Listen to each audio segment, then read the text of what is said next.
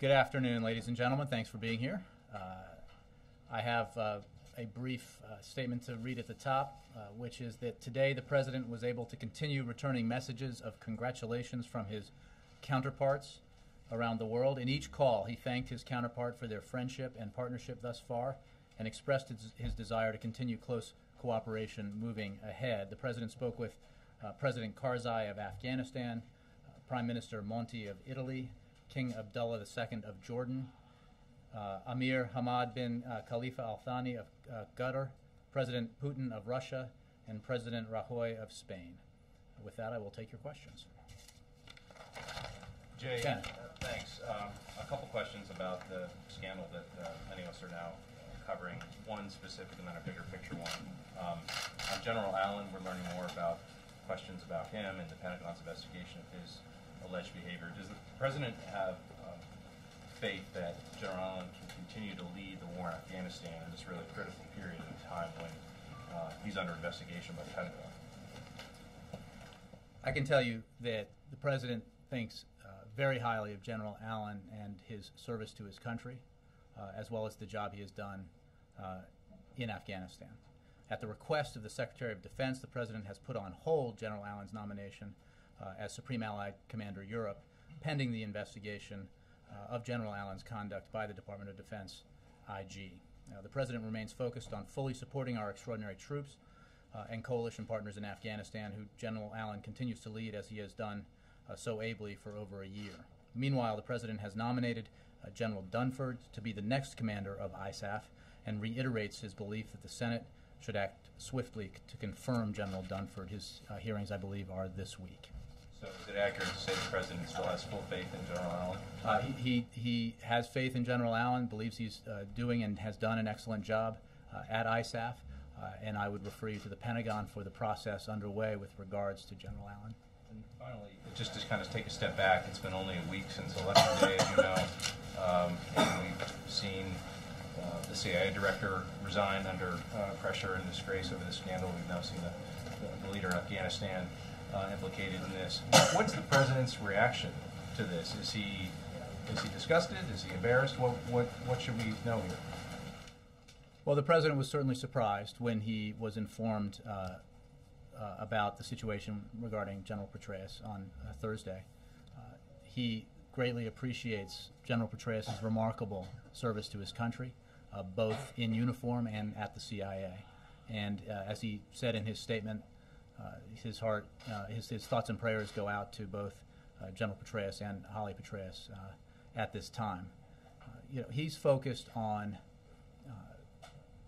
his policy agenda, and he has confidence in the acting director at the CIA, and he has confidence in the military to carry out the various missions that he has asked them to carry out.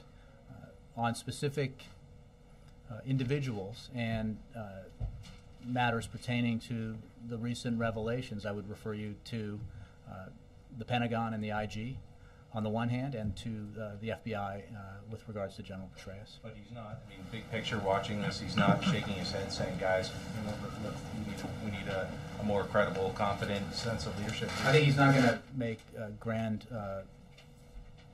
pronouncements or decisions about things based on two situations, two individual cases. He's focused on the missions that the military is tasked with carrying out, and the CIA and the general intelligence community is tasked with carrying out, and with enacting his overall agenda, which encompasses not just national security policy, but obviously domestic policy. Thanks.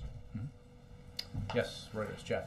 Jay, has the President spoken to General Allen directly? Not that I'm aware of, no. Has he spoken to Secretary Panetta? I'd have to check that. Secretary Panetta has been traveling.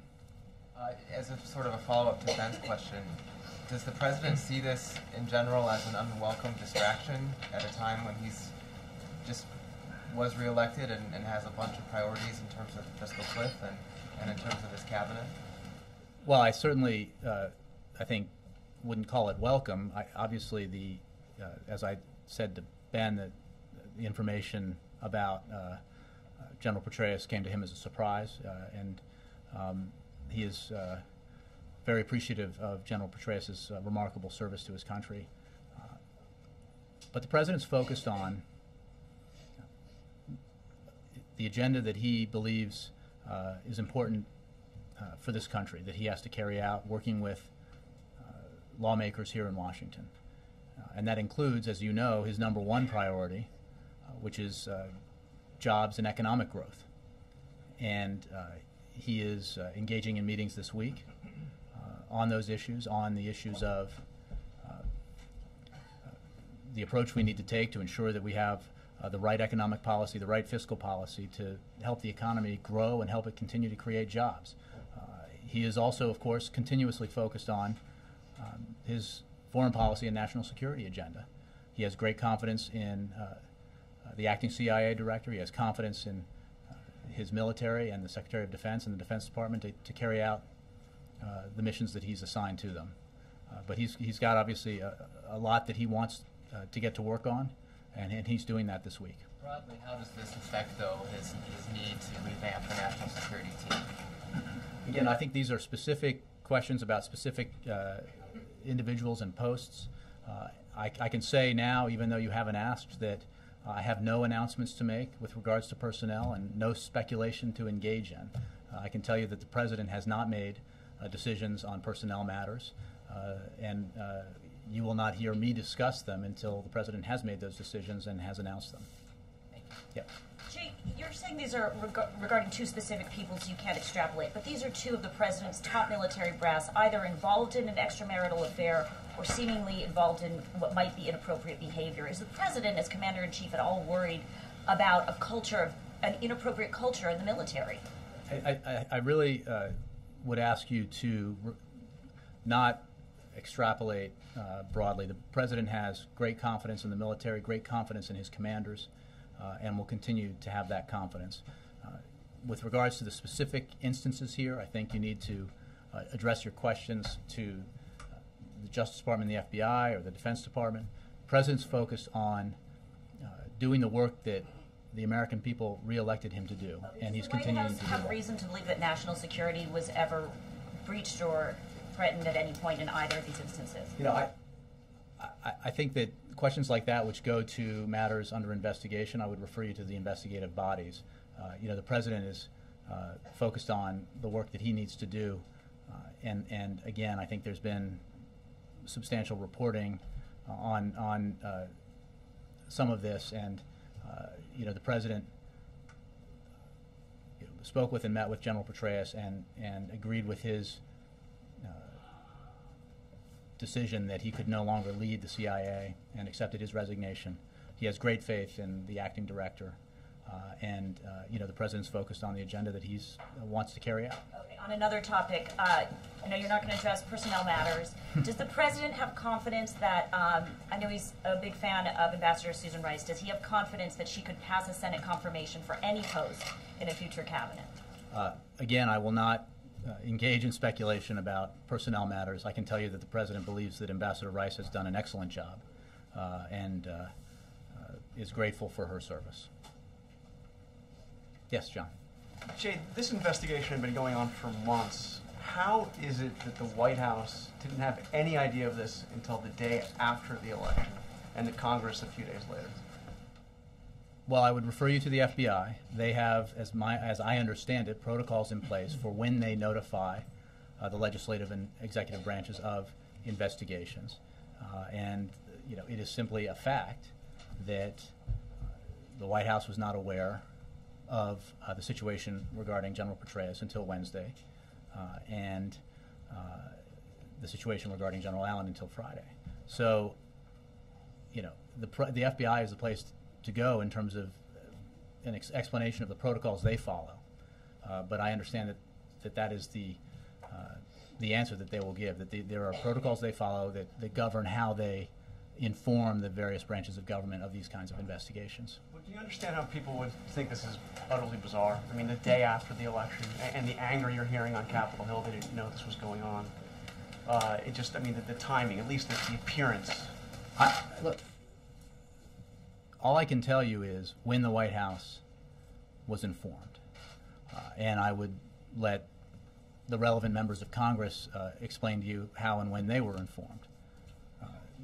My understanding is there are protocols that the FBI follows with regards to these kinds of notifications, and I would refer you to the FBI and the Department of Justice for an explanation of those protocols. What, again, the President is focused on is the work that we have to do right now to help our economy grow and help our economy create jobs.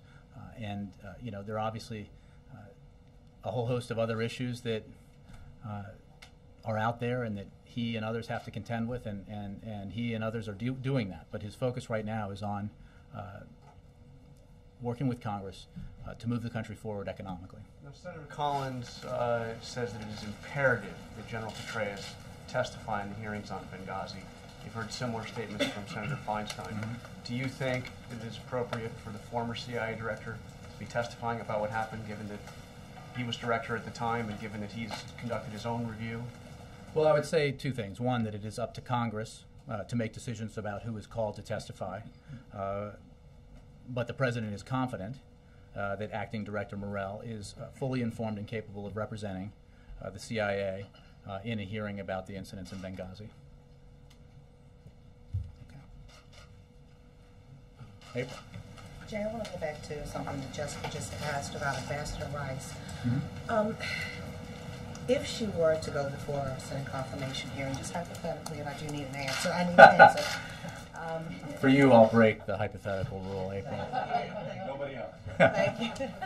If she were to go before a Senate confirmation hearing, could she answer questions with a simple yes? Are questions answerable? I'm not sure what you're asking, April. Again, I'm not going to speculate about personnel matters and who will or will not be participating in nomination hearings. I can tell you that the President believes that Ambassador Rice has done an excellent job as the United States Ambassador to the United Nations, and I believe that, and I know that he believes that everyone here working for him has been transparent and in the way that we've tried to answer questions about what happened in Benghazi, and going back to briefings that we had again and again, that the information that we provided was based on the available assessments at the time, and as those assessments evolved and became more detailed and clear, we provided additional information. And that was certainly true of the questions that I answered and the information that I provided, and it was true, obviously, of Ambassador Rice. And in the coming weeks, we understand there are a lot of moving pieces on this chessboard. We also understand that Governor Deval Patrick is maybe one piece that you might be bringing in. He did have dinner with the President. Could you give us a readout on that? And are we expecting his resignation as governor anytime soon? What? I have nothing to say about hypothetical personnel moves. I can tell you, as I think I did the other day, the President considers the Governor of Massachusetts a very good friend. He has broken bread with him on numerous occasions in the past, and I'm sure will in the future. And I was not a participant in this particular meal, but I'm sure that they had a discussion of a broad number of topics and enjoyed each other's company. So it's just a friendly meeting, no business, nothing strategic? Again, I don't have a readout of a personal dinner the President had, but they are friends, so I would say yes, a friendly dinner. Chuck. Jay, is the President satisfied with the explanation he's gotten from the FBI? Has he had a conversation with Director Mueller? I'm not aware that he's had a conversation with the director. I can simply tell you that,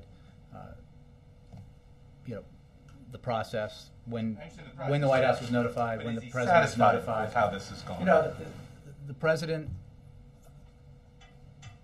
was obviously surprised, but he, as I think was made clear by the statement that he put out, is very appreciative of General Petraeus' service, and both in uniform and at the CIA, and as well as Holly Petraeus' service. and wanted that to be made clear. There are protocols in place, as I understand it, and I haven't. I don't have happy with how this. It sounds like you don't have an answer. Well, I think it would be. If he was satisfied, I would certainly not suggest that the president, is.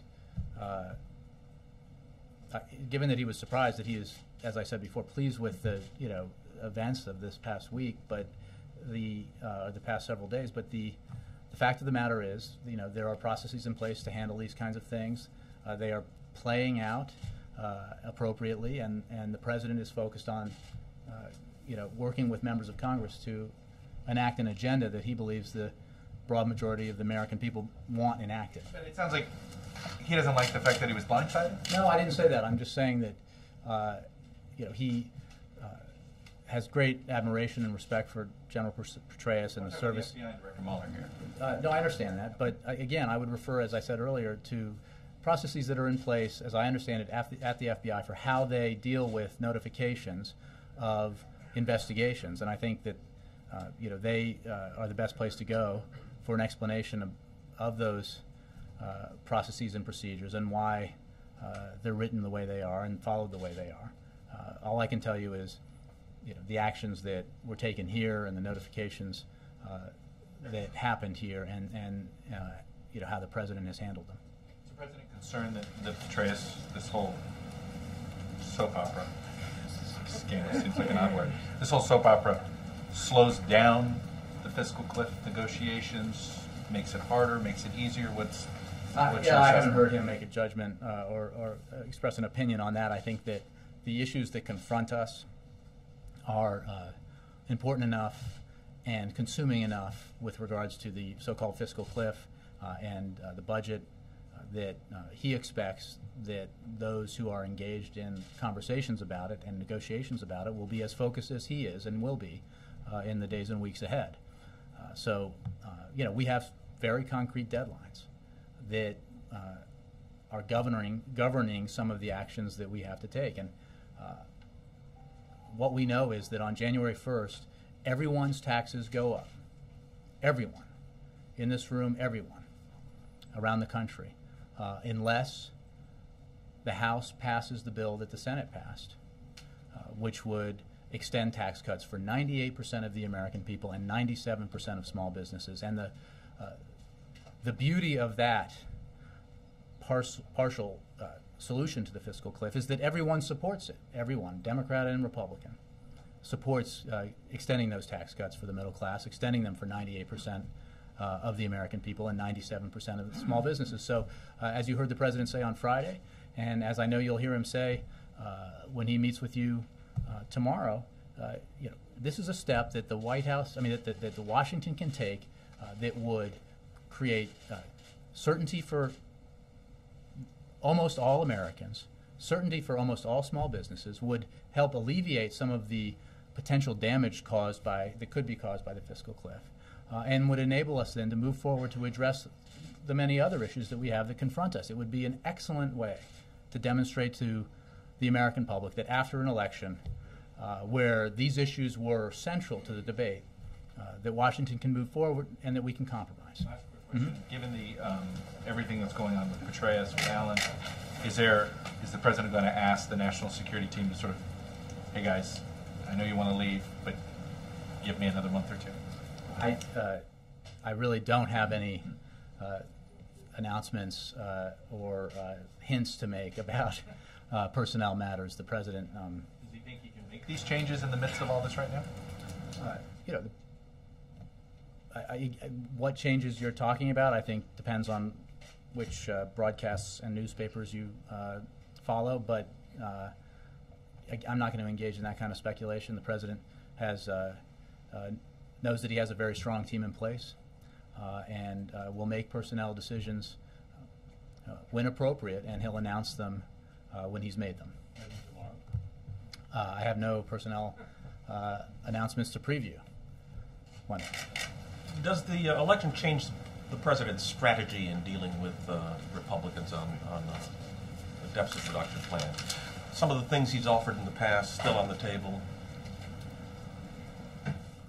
I think one of the useful things about this past year and the election is that these matters that the President and Congress will be deciding in the coming days and weeks and months were front and center during the campaign season. In many ways, they've been front and center for the past several years. And why that's useful is that we all know what the parameters of a compromise look like. We know what a truly balanced approach to our fiscal challenges looks like. And the President has put forward a very specific plan that will be what he brings to the table when he sits down with congressional leaders. And that's a plan that builds on the $1.1 trillion in spending cuts that he's already signed into law and finds other savings both in discretionary spending and in our entitlement programs, $340 billion additional savings in our health care entitlement programs, and insists as the essence of balance that revenue be included, $1.6 trillion in revenue. And that approach enables us, when taken as a whole, to reduce our deficits by $4 trillion, begin to really get our fiscal house in order, and allow us to continue to invest in crucial areas of our economy that will help the economy grow in the near term and create jobs in the near term, but also build a foundation for economic growth in the future. And that's why the President views the issue of deficits and debt not in a vacuum. He does not believe that reducing deficits and debt are values unto themselves. He believes that they are part of an approach that is driven by his number one priority, which is economic growth and job creation. And one of the reasons why you need to have balance in the approach you take is to ensure that you can continue to do the things that help the economy grow, that invest in education, that that lead to people being hired to work on building our infrastructure, that ensure that we're having investments in innovation and aspects of the economy that will be so important in the 21st century. Because if you don't, you've lost sense of your overall purpose here, which is a vibrant American economy that enables Americans to find work and work that enables them to live a good life and send their kids to school and take care of their parents. And that's the approach the President takes. It's not a pinched view of deficits and debt. It's a broad view of how we need to move forward with the economy. Does that mean then that he's willing to say no to Richard Krumko, who he's meeting with today, who has told his folks to lobby Congress not to allow changes in Medicare and Social Security? The President's plan, which I know you all have read in detail, contains within it additional savings in health care programs, $340 billion over 10 years.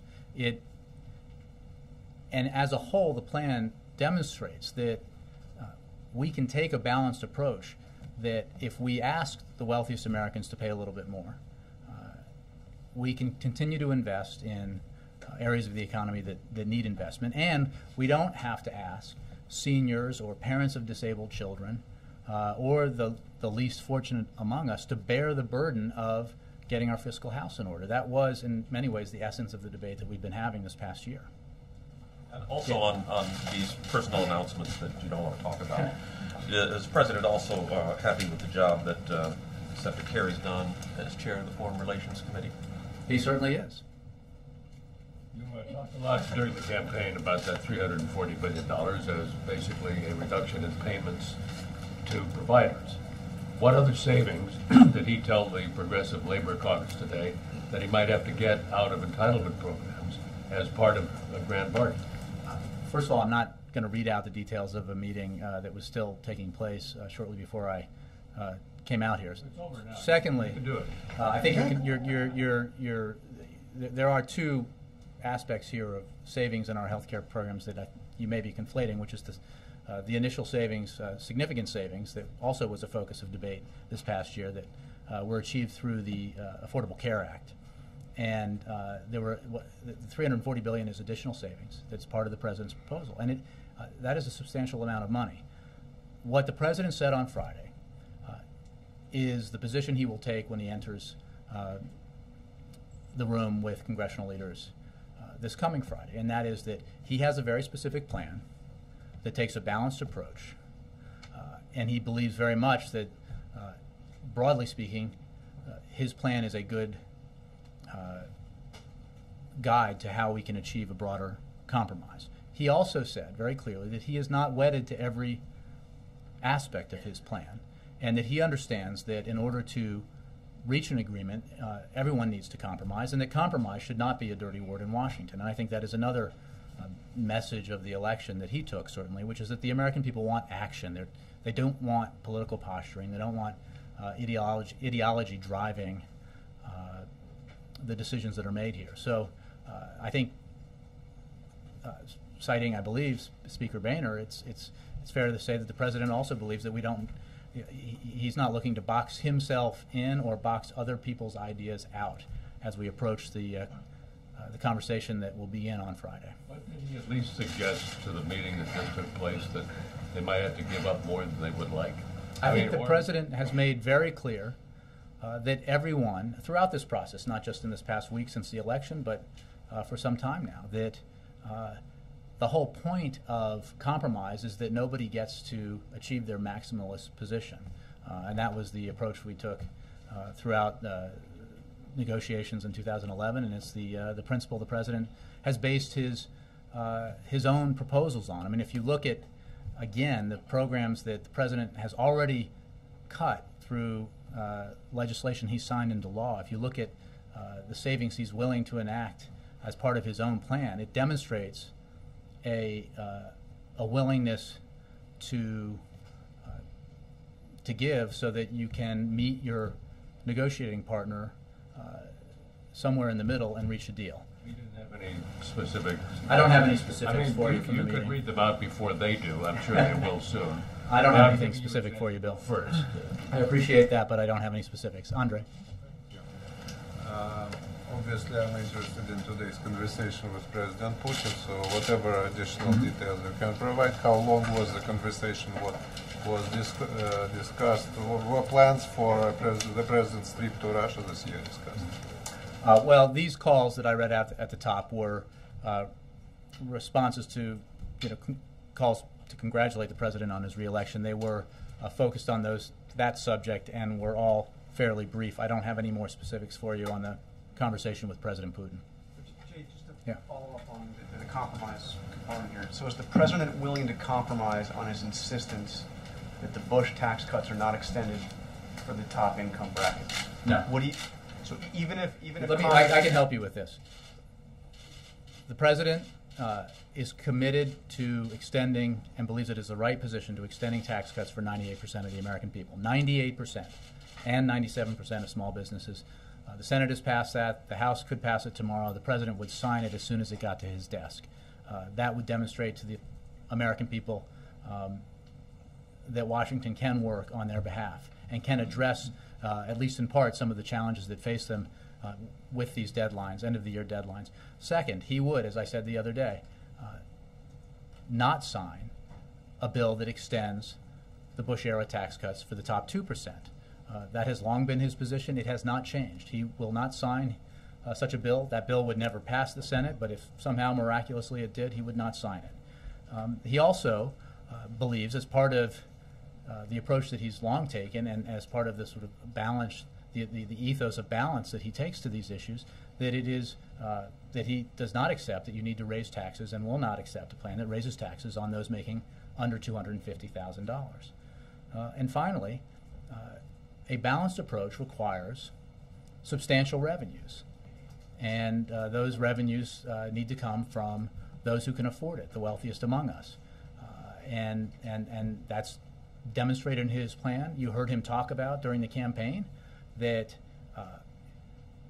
the Clinton era rates that were in place in the 1990s, far from hindering economic growth, were part of an economic approach passed in 1993 that led to the longest peacetime expansion in our lifetimes, that led to the creation of more than 23 million jobs. It also led to the creation of scores, hundreds, probably thousands of millionaires to boot, as the president made clear. So, you know, there are different ways to approach this, but the president is clear. He will not sign a bill that extends the Bush-era tax cuts for the wealthiest Americans, because it's not good policy. Even if the wealthy end up paying more in taxes Yeah, I'm not because gonna- the loopholes are closed, But it's you're all about the engaging- rates. You're engaging. You're saying it's no, no. all about the rates. You're engaging in hypotheticals about plans that don't exist. What I can tell you is that the president will not sign a bill that extends tax cuts for the top 2%, the extension of the Bush-era tax cuts. He has long supported and proposed tax reform, both individual and corporate, and you know, he believes that's important. But you heard him; he was pretty clear during the campaign, and has been clear in other forums, that one thing we know about the Clinton-era rates for those top earners is that they were effective, not just in ensuring that the wealthiest paid their fair share, but as part of an approach that fueled economic expansion, job creation, and wealth creation. So, I mean, that's the thinking that he brings into this. But I will not, you know, negotiate the specifics before the leaders even have a chance to sit down. Carol. Did General Allen's situation or the resignation of General Petraeus come up at all in the president's conversation with Karzai? No, these were conversations about, not that I'm aware of, Carol, but these were relatively short conversations about the president's reelection. On the meeting he had today with labor and progressive leaders, what was his message going in there? Obviously, some of them are concerned that he's going to overcompromise in a deficit reduction deal. And did he have a specific thing he wanted to convey to them when he met with them today? I'd say several things about the meetings that he's having this week, including the one that concluded just earlier, and that is that he wants to hear. He wants to hear others' ideas. He wants to listen.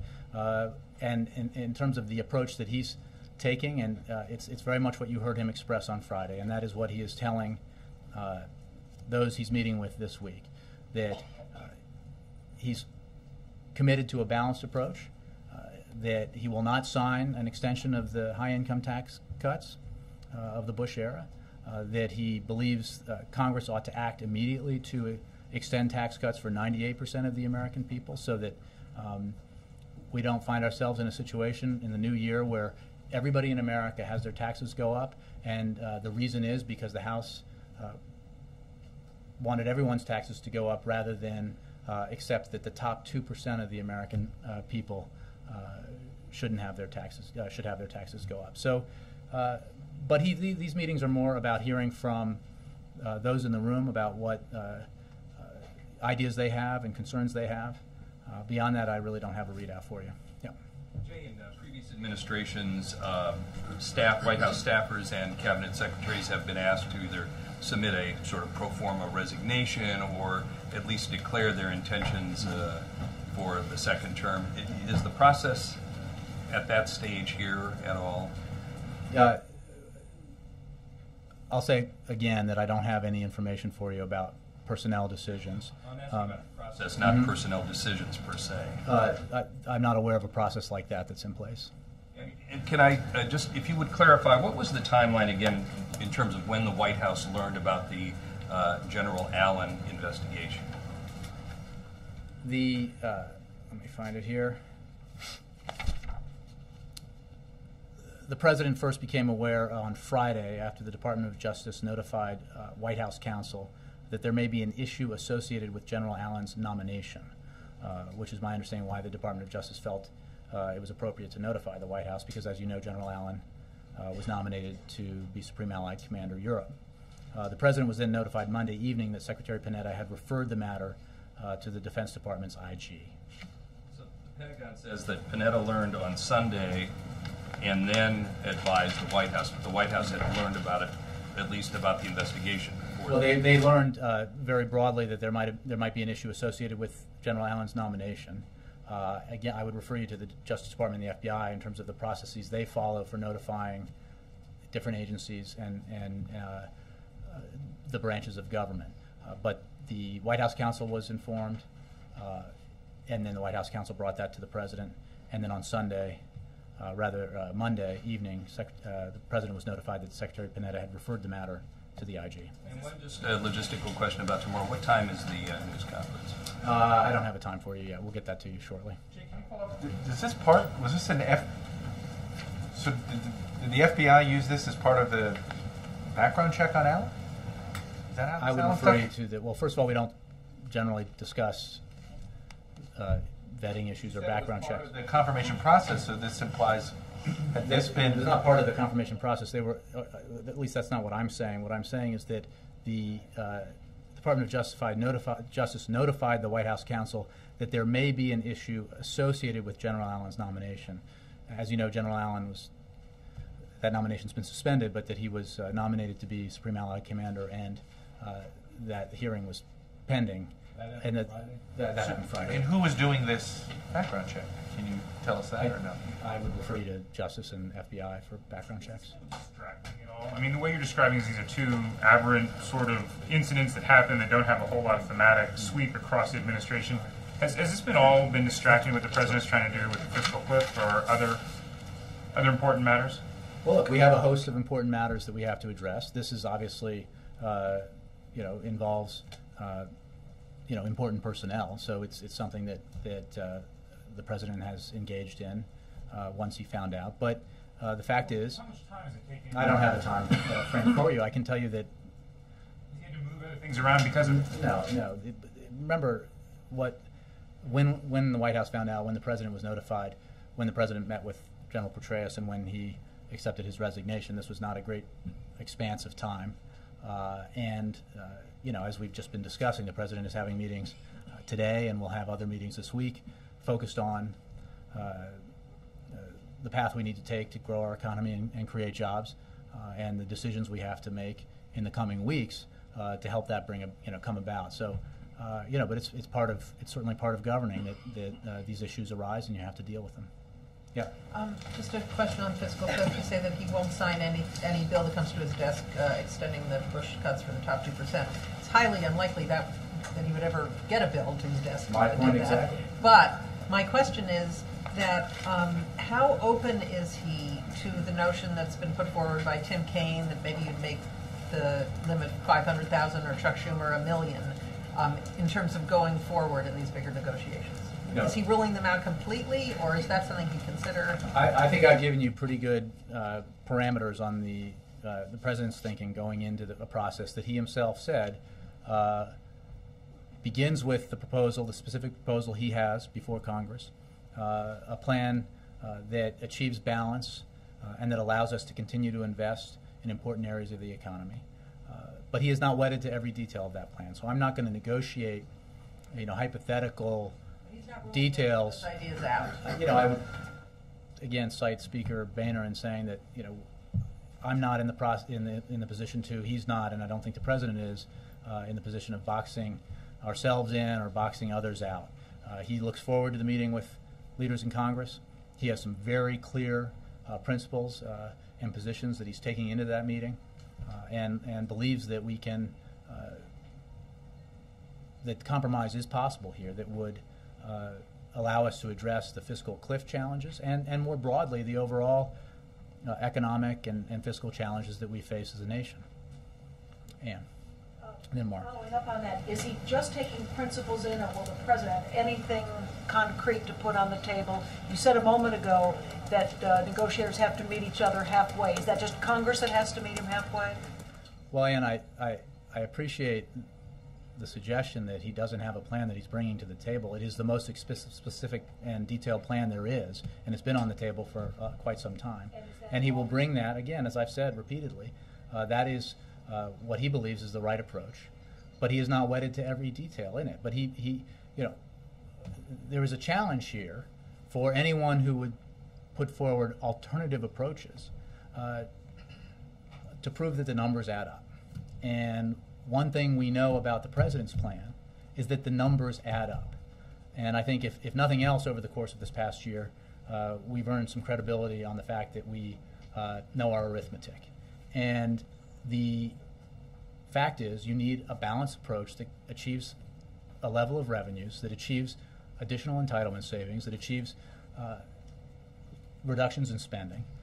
And if you do that and you get to that $4 trillion mark the way the president does, you will have a very positive effect, he believes, the president believes, on our overall economic prospects, because you will send a signal to the world that we're getting our fiscal house in order, but you'll also send a signal to the American people that we are doing it in a way that doesn't harm economic growth, that quite the contrary, boosts economic growth. It doesn't contract job creation, but instead boosts job creation. And that's, again, you don't make these decisions in a vacuum. There's not, cutting the deficit or reducing our debt are not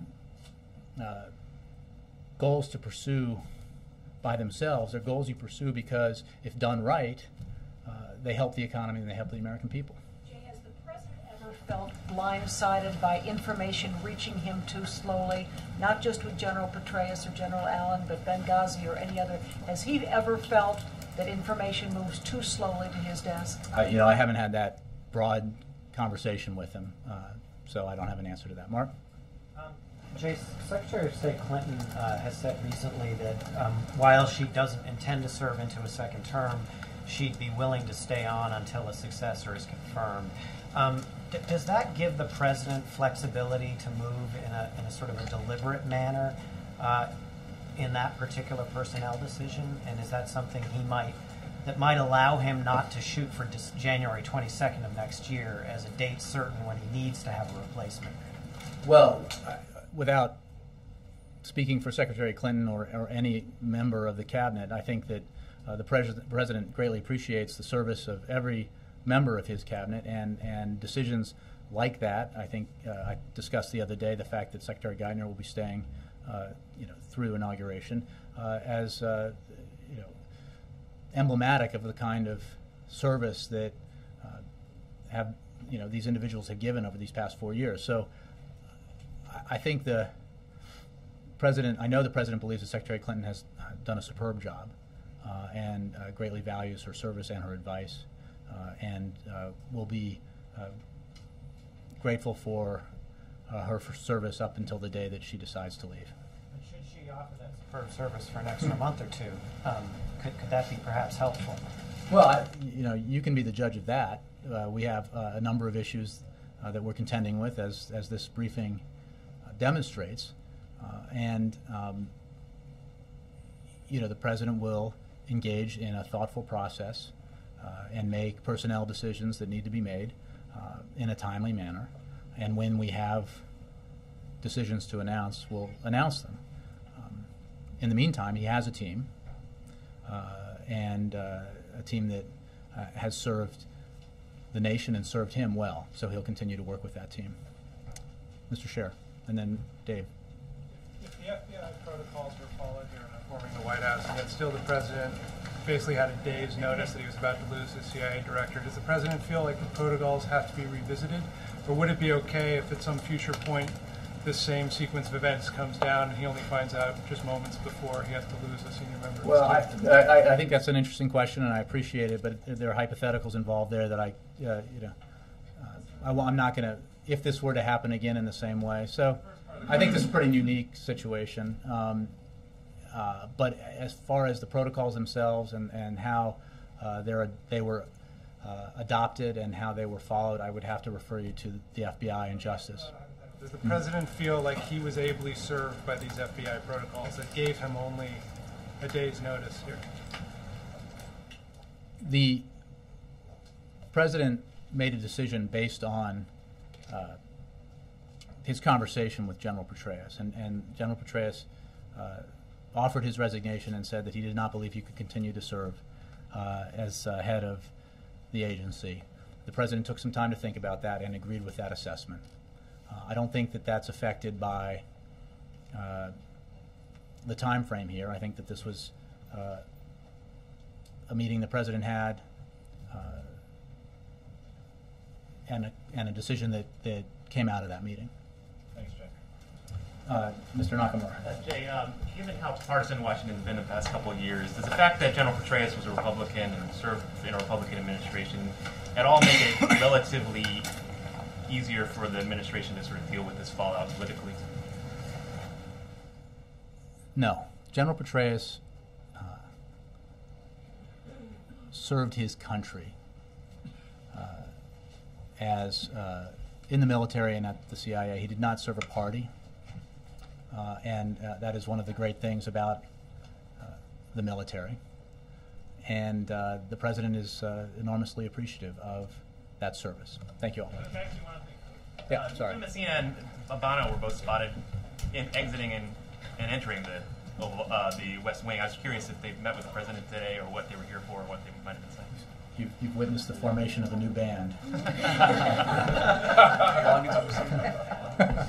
The President Bono and Messina. That's good.